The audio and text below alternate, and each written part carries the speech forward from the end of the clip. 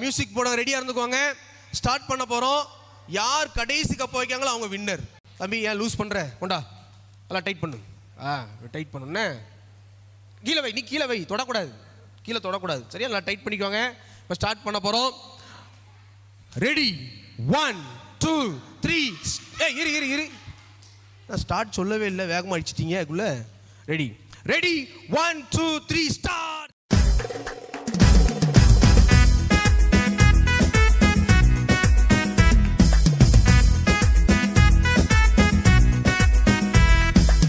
லல்லலா லல்லலா லல்லலா லல்லலா லல்லலா லல்லலா லல்லலா லல்லலா.